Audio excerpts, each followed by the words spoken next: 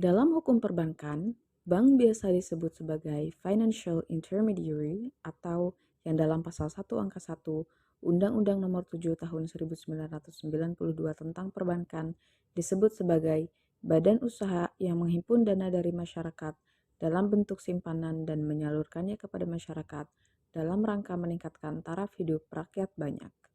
Bank yang dimaksud dalam undang-undang ini jelas adalah bank konvensional, di mana yang dihimpun oleh bank tersebut adalah dana atau uang.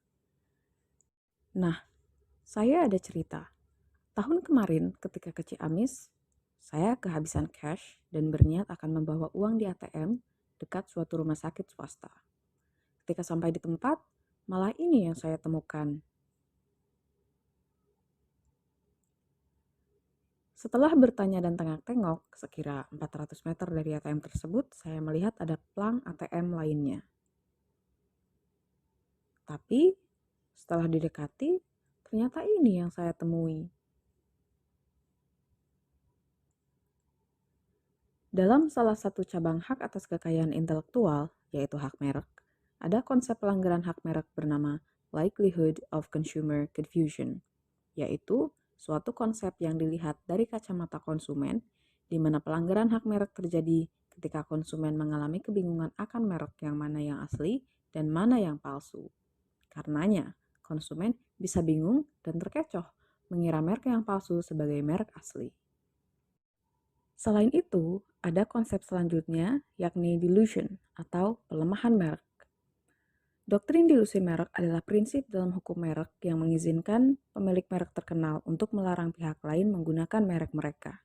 Sebuah merek didilusi ketika suatu pihak menggunakan merek yang sama atau identik dengan merek pihak lain dalam barang yang dapat mengurangi kekuatan merek tersebut, sehingga dapat mengakibatkan kebingungan konsumen mengenai sumber asal mereknya.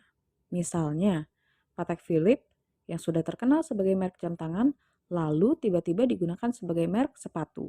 Ini akan melemahkan merek Patek Philippe sebagai merek jam tangan. Nah, jika kembali ke kasus awal, di mana logo BRI sebagai merek terkenal bank konvensional dipajang besar-besar dalam logo bank sampah, kira-kira ini termasuk pelanggaran merek bukan ya? Padahal BRI adalah pembina bank sampah tersebut juga. Dan jika masuk, kira-kira masuk yang mana nih? Confusion atau delusion? Karena jika kita lihat dari sudut pandang konsumen, kita bingung dan terkecoh. Tapi ini merek yang besar yang digunakan untuk hal lain walaupun keduanya sama-sama berperan sebagai intermediary namun dengan objek yang berbeda. Jadi gimana nih? Kira-kira yang mana ya?